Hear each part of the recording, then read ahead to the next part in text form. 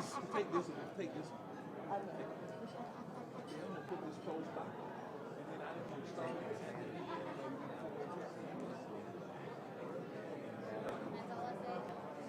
We won't say the top is all the time. They can say that laptop. We just start first. So said this before.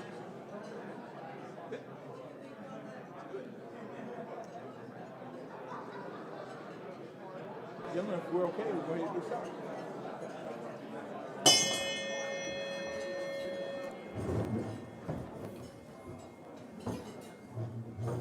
Good afternoon and welcome to our April 19th Rotary Club of Columbus meeting. We call the meeting to order. If you at this point would join me in Pledge of Allegiance to our flag. I pledge allegiance to the flag of the United States of America and to the republic for which it stands, one nation, under God, indivisible, with liberty and justice for all. At this point, I'd like to call on Leanne that she will come and give us invocation according to her faith tradition, followed by the news. If you would come.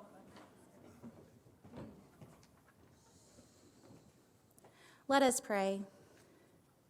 Holy and gracious God, we recently celebrated an empty tomb. Miracles of miracles, you were raised to life again. Our kids collected Easter eggs, and we all shared a sacred meal with friends and family. We felt the warmth of the sun on our face. Sweet Jesus, Easter brought us great joy. But then Monday came, and Tuesday after, and our shoulders began to fill with tension again, and our calendars full of stress. The news filled our hearts with heartbreak. Jesus, will you call us close to you, even as the anxiety of this world begins to creep back in? Jesus, will you continue to draw each of us back to resurrection, life made new, as we walk through our days? Will you give us eyes to see your presence and the tulips blooming in the flower beds? Will you remind us of your love in the invitation of our friend to take lunch outside? Jesus, will you offer your grace like the pollen that dusts just about everything around us? Gracious God, in this room we have hardships and we have celebrations. We have hope, and there is a tremendous need for hearts to seek you. God, will you fill each and every Rotarian and visitor in this city with us today with your joy, your love, your peace, your compassion, and your discernment for those around us as we extend the light of your love into our community. God, bless this food before us, the Rotarians beside us, and the love between us. God, we are grateful for you. We praise you and we love you, our rock and our redeemer. In Jesus' name, amen. Please remember to fill the cans as you are seated.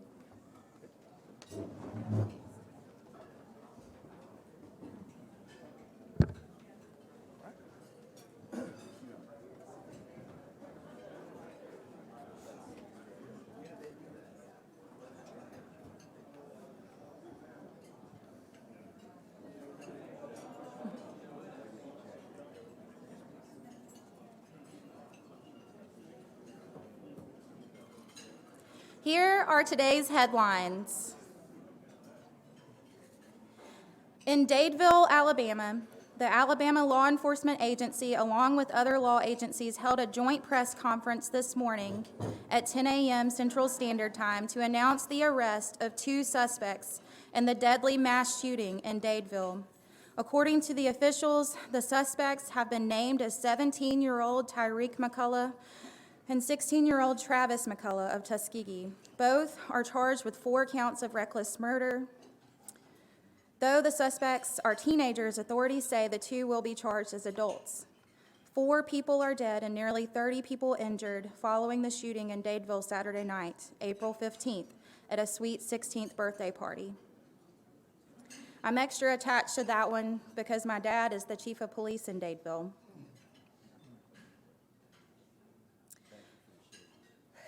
Earth Day is Saturday, April 22nd. The first Earth Day was celebrated in 1970 when a United States senator from Wisconsin organized a national demonstration to raise awareness about environmental issues.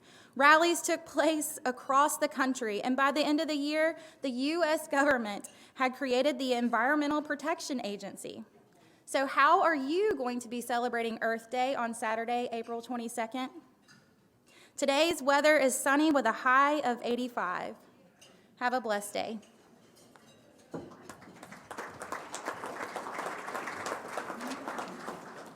Leanne, thank you so much, and bless you and your family and your father for the great work he's doing in Dadeville. At this point, I'd like to call on Ms. Eileen. Eileen is going to come and introduce our visitors and guests. A little bit of a different location today. Thank you. Thank you, President Cedric. As I call your name as a guest, could you please stand so we can recognize you? Well, our visiting Rotarian today is Colin Martin. He's from Peachtree City for now. I think he's coming to join us. Tyler Townsend has with him his guest, Caleb Bradley. He's interning with Tyler, or Townsend Financial, sorry. Ben Moser has Pat Frey as his guest from United Way. Vivian Bishop has her sister with her today, Jackie Whitaker. Reginald Thompson has his guest, Toya Tucker, City Councilor of District 4. And Leanne DeSarius has Bailey Hughes with Caldwell Banker with her today. And Betsy Covington has Kamitra Glenn, who's her new operations manager with the Community Foundation. Welcome all. If you give them all a Rotary welcome, thank you. To all our visitors and guests, we again welcome you and thank you for being with us today. And we hope and pray that today's program will be something that will be enlightening to you, and we invite you to come back and join us. At this point, I'd like to call on Dick Nunberg, if you would come and recognize our Colonel Ralph Puckett, Jr. Soldier of the Week, if you would do so.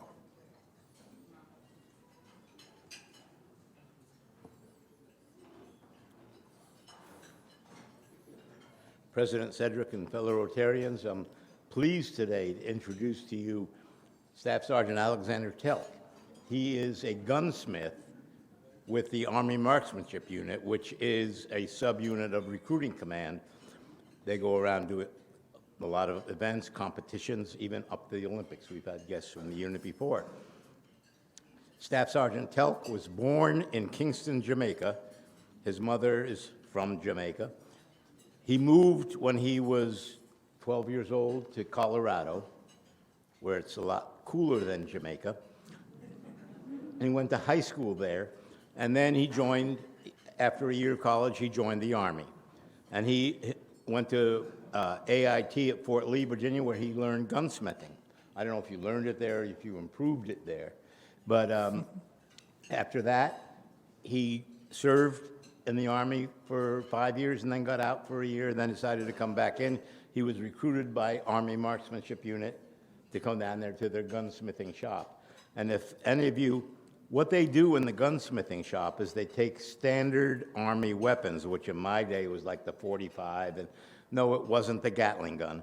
And they take it from somebody like me who may be able to hit that wall with a .45.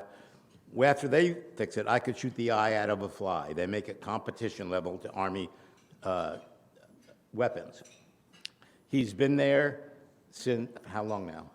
I've been there for about 4 years. 4 years. And he and his wife live up north Columbus off of Williams Road. And his daughter is due to be born in about a week. And so we're here to welcome her. But we don't know when you'll be bringing her to lunch here. So Staff Sergeant Telk, on behalf of Colonel Ralph Puckett, by the way, Ralph, I'm keeping your seat warm over there at Fort Puckett for when you come back. We want to welcome you and thank you for your service, you and your fellow soldiers out at Fort Benning. So please join me in giving a round of applause to Staff Sergeant Telk.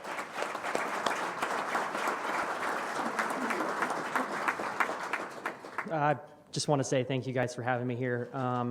It is definitely an honor. I've never felt more undeserving of recognition when standing in front of a powerhouse of a table here.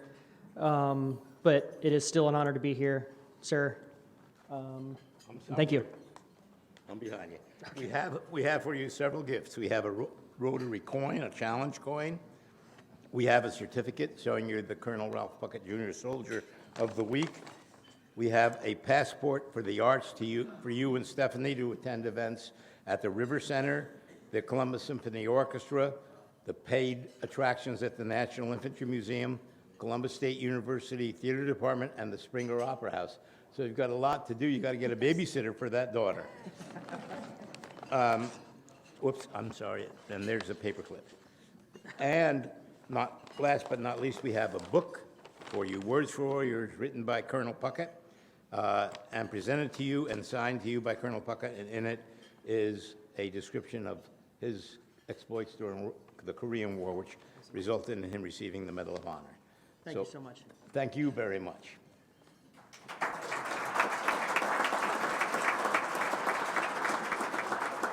Staff Sergeant Taleka, we cannot thank you enough for being our guest today, and please take back to Fort Benning, the soldiers on Fort Benning, how much we appreciate what you do and what each of them do for our nation and our country.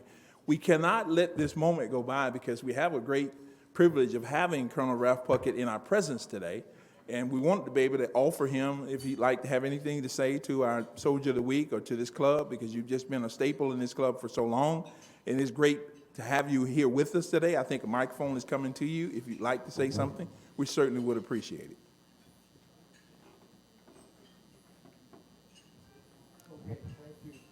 Thank you very much. I appreciate you having me here today.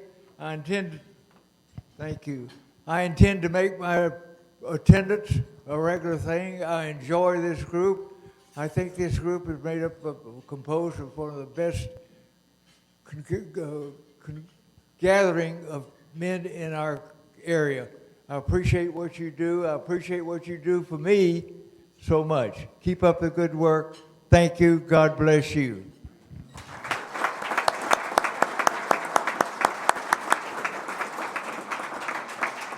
Stand with us.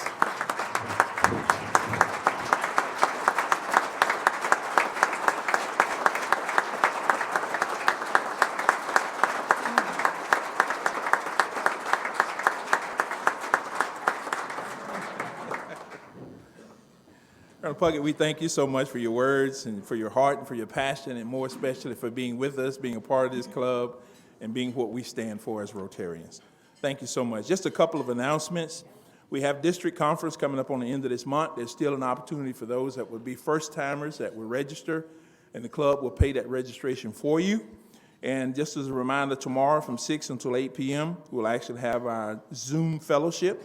Please join us to get involved with that. And of course, our Zoom fellowships also serve as a makeup. So what we want to do is move forward into our program, so we have plenty of time for you to be able to ask questions and for our presenters to be able to share with us this glorious day of our program today. So at this point, we'd like to call on Rob, if you would come forth and share our program with us today. Rob, if you would. Thank you, President Cedric. I'm honored today, fellow Rotarians, to do three things. The first of which has already been done, and that was introduce my Ranger buddy, Ralph Puckett. The second thing I want to do is to thank all of the command team and the staff from the Airborne Ranger Training Brigade for a great job they did with hosting the 39th Best Ranger competition. As you all know, it was covered on ESPN Sports. It's been on several other news channels, and it was covered in our local TV and print. The countless hours, man-hours go into the preparation for it, and I got Lieutenant Colonel Billingsley with us today who's going to be able to give some details about that. I want to personally thank Command Sergeant Major retired John Burns, who's the operations officer in the Airborne Ranger Training Brigade, for setting up everything for them to be able to meet us here. Thank you, John. It is now my pleasure to introduce the commander of the 4th Ranger Training Battalion. As you all know, the Airborne Ranger Training Brigade has all of the Airborne School and all of the Ranger School underneath it. In the Ranger School, there's 3 different camps. There's a camp here at Fort Benning, there's a camp up in Dahlonega, Georgia, and there's a camp down in Ebeling Air Force Base, Florida. Colonel Billingsley commands the 4th Ranger Training Battalion. He's originally from Birmingham, Alabama, got his college degree from University of Alabama at Birmingham, and he got a master's degree from Kansas State University. He was a company commander in the 101st Airborne and also a commander in the Ranger Training Brigade. He is as a company commander. He went on to do field grade officer time, and he's now here as the commander of the 4th Ranger Training Battalion. Please join me in welcoming Lieutenant Colonel Aaron Billingsley to the microphone.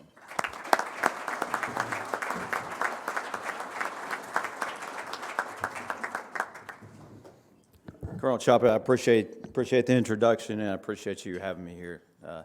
Major General Donahoe, it's good to see you, sir. I appreciate your presence. Colonel Puckett, it's always a great day whenever I get to see you. I want to especially recognize Colonel Hammonds and Command Sergeant Major Chavez. They're the command team at the Airborne Ranger Training Brigade, so if you can just give them a round of applause for their leadership as well.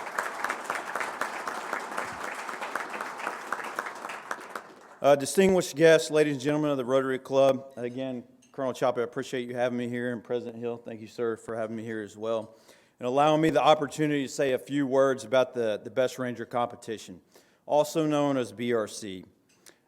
As already stated, I'm the battalion commander for 4th Ranger Training Battalion, and our role is the primary action arm that runs BRC. The Best Ranger competition is an annual event that tests the physical, mental endurance of U.S. Army Rangers. It is considered one of the most grueling military competitions in the world. BRC started in 1982 after Dick Lindry found a way to honor his personal friend, Lieutenant General David E. Grange. BRC initially started as an internal competition between the Ranger departments, and it has evolved over 39 years to be a two-person buddy team competition open to all Army units. The Best Ranger competition has become a highly respected and prestigious event within the armed forces. It is known for its intensity and high level of physical and mental skills required to compete. It has been said over the years, it still stands true today, that only the best even dare to attempt to compete in the Best Ranger competition. The Best Ranger competition is still to this day named after Lieutenant General David E. Grange. Lieutenant General Grange served 3 separate conflicts in World War II, Korea, and Vietnam. He served in some of the Army's toughest assignments, to include as a Ranger instructor. And just like Colonel Puckett, he is the epitome of what a Ranger should be. As most of you know, Lieutenant General Grange passed away in September of this past year. Therefore, we honored him this BRC with a theme, memorialization and modernization. We were extremely fortunate to have his son, Major General Retired David L. Grange, and Colonel Puckett and Sergeant Major Payne. All 3 led the competitors on Sunday in an ATV on their final buddy run. It made for a perfect finish to the competition. 56 teams started this year's competition. In over 60 hours, they were put through a series of 33 grueling events that tested their physical, mental, and technical and tactical skills. Day 1 was heavily focused on the physical events, to include a 7-mile run in a vest carrying a 60-pound sandbag, another run, swim, run event, an obstacle course, land navigation event, a fast rope insertion from a helicopter on top of a building, land navigation events, several other shooting events, and it was capped off by an unknown 20-mile foot march. These competitors moved a total of 56 miles on day 1 alone. On Saturday, day 2, we executed 10 events in and around A.J. McClung Memorial Stadium and the Riverwalk. These 9 events included a workout, obstacle course, memorization game, casualty evacuation, employment of a mortar system, a breach event, and an axe throw. And then after that, they had to run down the Riverwalk and kayak back down the Chattahoochee to the Civil War Museum.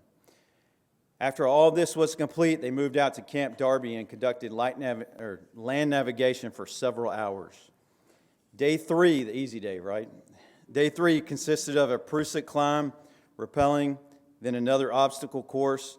Following that, the competitors executed multiple shooting events while moving a casualty. These best rangers then conducted a helocast insertion into Victory Pond and did a combat water survival assessment before finishing the competition with another 3-mile buddy run that ended at the National Infantry Museum. This competition takes 10 months to plan, 1 month of rehearsals in order to ensure a world-class competition. Unlike the years past, we decided to bring the competition to the city of Columbus on Saturday. So a special thanks to Mayor Skip Henderson and the City Council and the City of Columbus, Columbus Police, Fire and Rescue, CrossFit CSG, and Whitewater Express for their help in making the 2023 BRC a huge success. At the end of the competition, only 16 teams completed BRC, logging close to 80 total miles. When all was said and done, Team 36, Captain Luke Ebeling and Specialist Justin Rein from the 75th Ranger Regiment were the winners, and they are sitting right in front of me here. So let's give them a round of applause.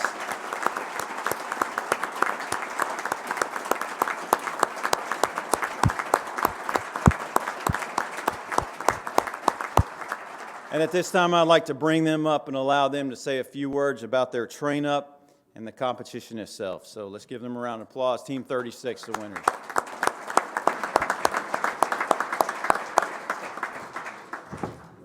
Right. Well, thank you guys so much for having us. It's an honor to be here with you guys. And thank you to the ARTB team for putting on such a world-class competition. It was extremely difficult, really not too much fun, so don't ask us if we had fun, because we didn't. But it was arduous, and I think everybody there agreed that it was extremely challenging and professional. Again, thank you guys for having us. We're from the 75th Ranger Regiment. I'm from 3rd Battalion here in Fort Benning, and JT's from 2nd Battalion up in Fort Lewis, Washington. If you want to talk about kind of how we were selected for the training. Absolutely. Thank you, sir, Colonel Puckett, for having us. It's really a great opportunity to be here, especially coming from Washington. Really enjoyed the weather, getting out of the rain down here. I could get used to it, come down, be in the heat a little bit more. But we arrived here in January to begin our train-up. We basically asked our chain of command if we could put our jobs aside and for the next 4 months solely focus on what we had to do for April 16th when the competition came around. So starting in January, myself, Captain Ebeling, and about 14 other competitors from the 75th Ranger Regiment, we spent the next 4 months running, rucking, practicing our technical skills, shooting, pretty much everything across the board that we knew the ARTB chain of command could throw at us. Try to be proficient at pretty much everything. And then as soon as April rolled around, we took about 2 weeks off and basically rest, recover, and get ready for the event. Yeah, I think the big thing there, we started to dwindle on our physical training the last 2 weeks. We were still probably at work at 7 or 8 p.m. shooting and working on our stakes and whatnot. We're extremely fortunate to have the opportunity from both 75th Ranger Regiment and ARTB to get to compete. And 75th Ranger Regiment's done an amazing thing letting us solely focus on the competition. So we would wake up, do a workout in the morning, have some breakfast, do another workout, and then go and do some kind of stakes training, go shoot. And then usually once we had wrapped up the day, him and I would stop off and do some more stakes training or do another hour or two of shooting. I think we both just feel extremely fortunate to have the opportunity to have competed and come out on top. You know, I think anybody out there could have come out on top, and some extremely talented people out there, and just it was an honor to get to serve with them and compete with them. So, I don't know if you guys have anything else. Thank you. We'd now like to open it up to the audience for any questions. All right, Joe. How did you get paired together? Do you guys already know each other, or is that kind of that? So I was unlucky to be the second most fit person in the train up, not even close to him. So they said, hey, you're the only one that's not going to hold him back as much as somebody else. So I was unlucky enough to get dragged by him. Next question. Did y'all happen to weigh yourselves before you started the training and then after? We did. So about every 4 weeks, sir, we would have a reassessment on just how much we weighed, body fat percentages, a bunch of science that we didn't look a whole lot into, but our coaches paid a lot of attention to. I would say, me personally, I lost about 15 pounds, I think, through the whole competition. But shirt's a little big, but I still look okay, I think, for the most part. Yeah. Other questions?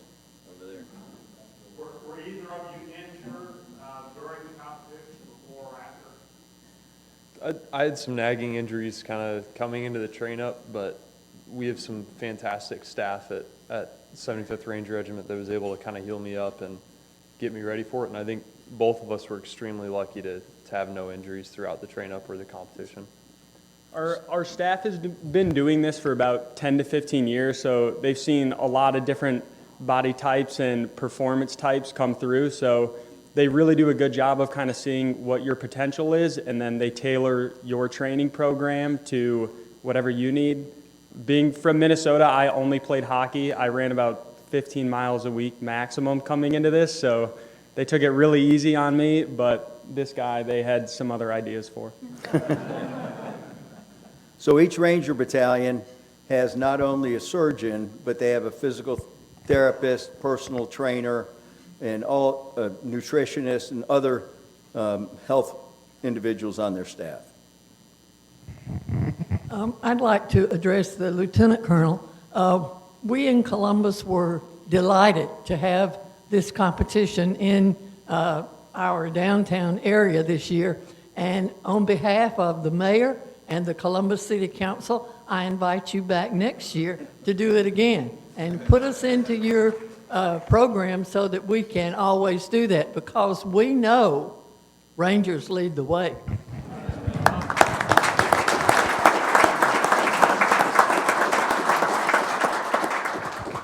So the last several years, one of the questions that's generally asked is, as you're going through it, which parts of your body hurt the worst? And I think it's often been the feet are an issue. Was that for y'all this year? So the bottoms of my feet hurt pretty bad, especially on the 20-mile road march. And if any of the ARTB staff says that ruck was 45 pounds, it was more like 65 pounds, I would have to guess. So the bottoms of my feet hurt pretty bad from that, but I think just the beating that we took on day one, I've done ultramarathons, I've done endurance races, and my legs have never hurt as bad as they did after day one. They never got better until after day 3.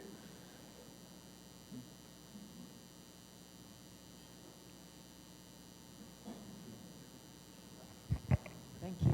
It sounds like you guys were both first-timers to this competition, which is remarkable for you to win it, and that's fantastic. I would love to hear, you touched on this, it sounds like you had a great staff who helped prepare you for this competition. Were there surprises as you went through it, either good surprises or really, really bad surprises that you'd like to share with us? Sure. Yes, I think our strategy going in is when we talk to a staff, a lot of the times I think guys got really focused on this is exactly how I need to perform at every event.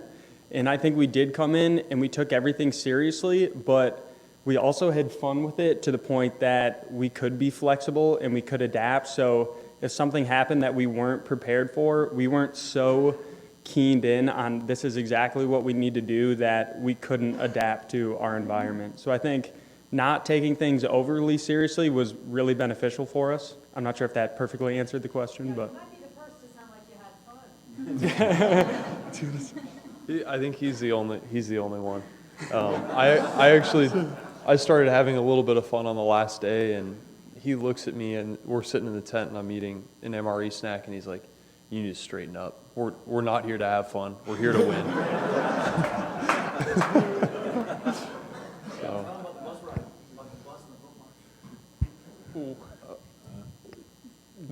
bus ride over to the foot march?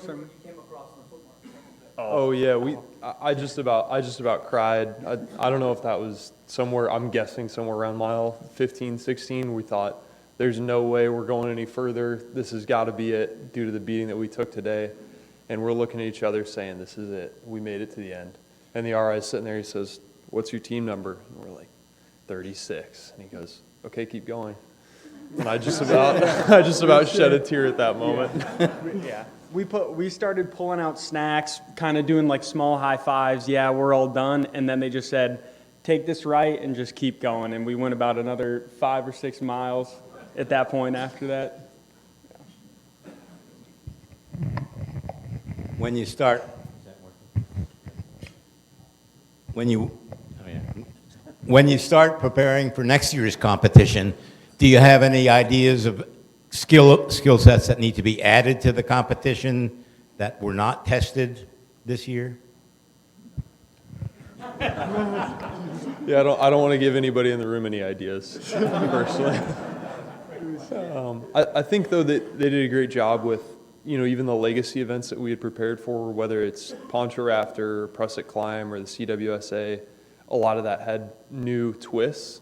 And so even us and competitors that have been there 2 or 3 times before, we were all kind of looking at each other, trying to figure out what way to do new things. So. How many hours of sleep do you think you got over the 3-day period? How many hours of sleep?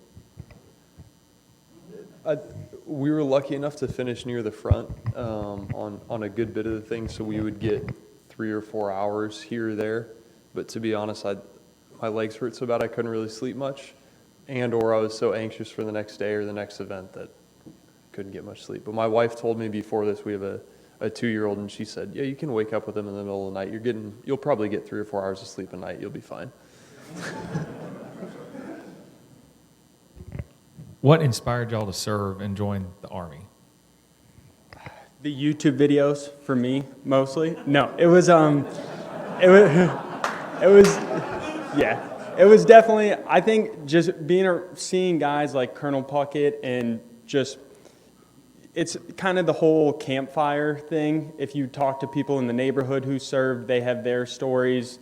I went to college and then I saw the ROTC instructors, and everyone you talk to who has served always has something good to say about it, and they're always proud to have served their country. So I think I never wanted to look back as I got older and say I didn't put my best foot forward and try to do something to make a difference within my community. Yeah.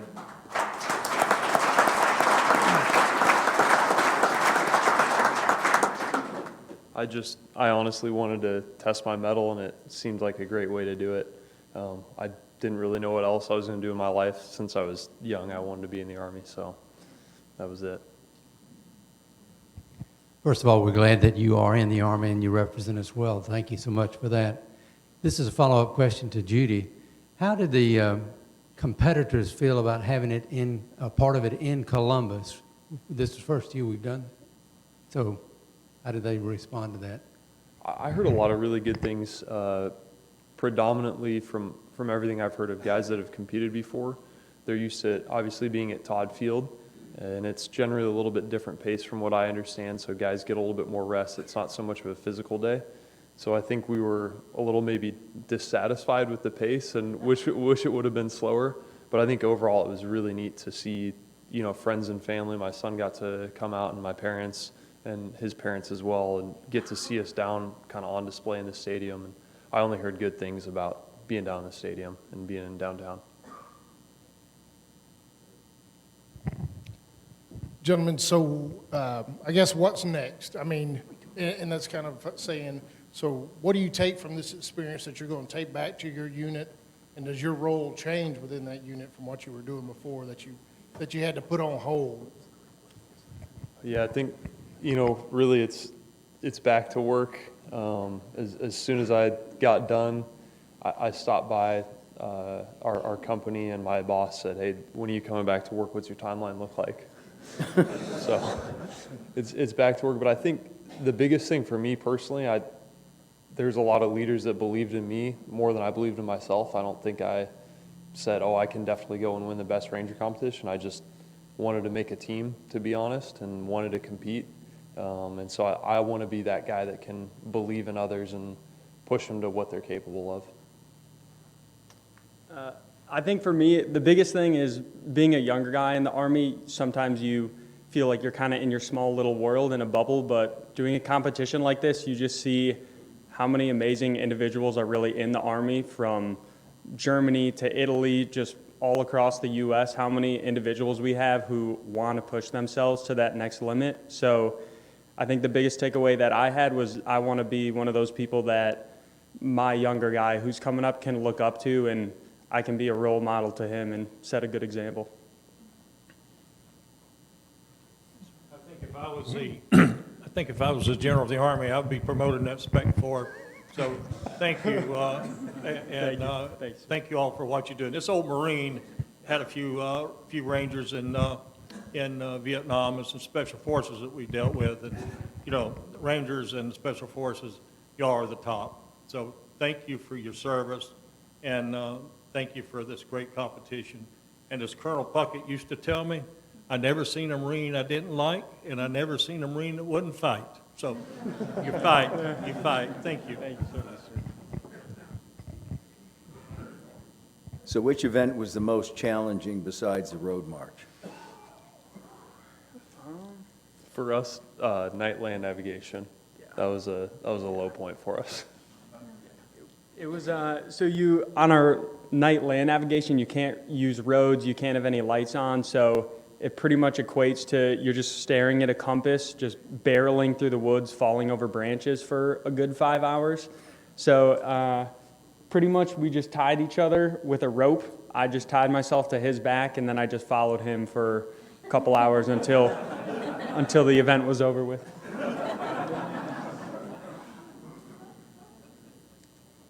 Any other questions?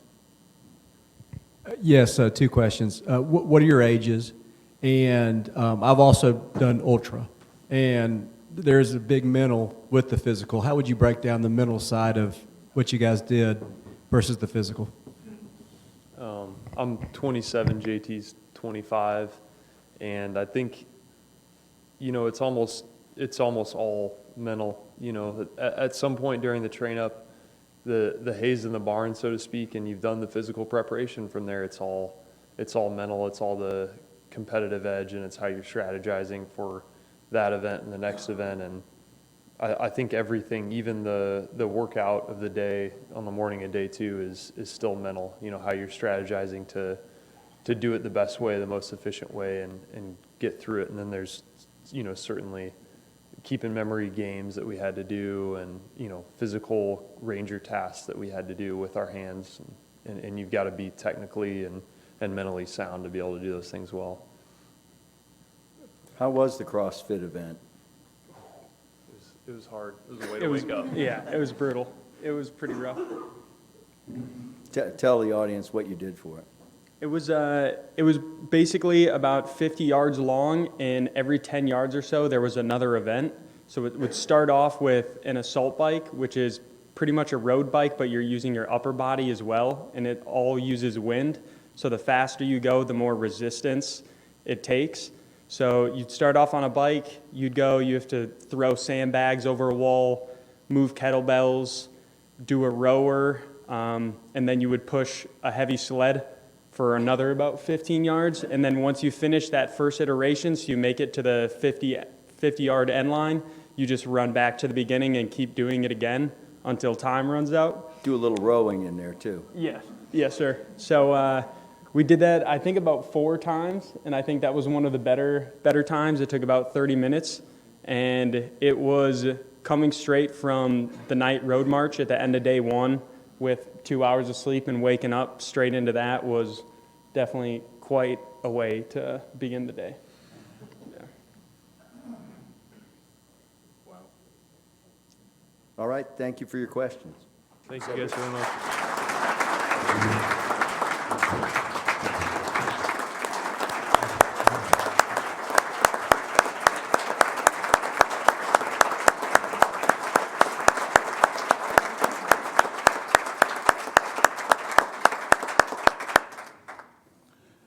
was another point in our program, Ryan, if you could get the microphone over to Reggie Lewis for me. I thought I was a little bit out of order, but Reggie has an update for us on what's called the Night Ballers, and I want to say this before Reggie gets started. This is two great recruits up here. I just wanted to say that to you in your announcements. Will you give us an update on Night Ballers, if you would do that? Yeah, so this Friday, the 21st, at the Boys and Girls Club at 1309 29th Street, we're doing We On Fridays. It's part of the grant that we got. And so the idea is we're going to have basketball tournament. We'll have dancing, food, and games for the kids. I think Julie put the QR code on our website. If not, I'll try to make sure it's out there. But any kids can register. It's from ages 13 to 18. This is a series we're going to continue on with to really give the kids something to do in the neighborhoods, as well as look at other events that we can have. But we don't need any help, but if you would, please come out and just support the kids. We usually have anywhere between 50 to 75 kids that show up. Perfect. Thank you so much, Reggie. Ryan, if you could do microphone right over to Lowry. Lowry is our GRSP student. Lowry, if you would stand and tell us what you've been up to this week. I went to St. Mary's with the other GRSP student. It was our last weekend all together, but no one cried. And it was really good. We cleaned a river. It was the 25th anniversary of that. It was not just a Rotary event, but yeah, we had a lot of relaxed time at the pool, and it was a sunny day, so very good weekend. Great. Thank you so much. Larry, for those, is our GRSP student. She's been with us all year long, and she's going to be our next week's program because Larry is about to get ready to leave us. She's a student over at CSU, but it's just been exciting to have her with us all year long. Just want to go back and say thank you to our military guests today. Thank you actually for all of our military guests today. Let's give them all of them a hand again.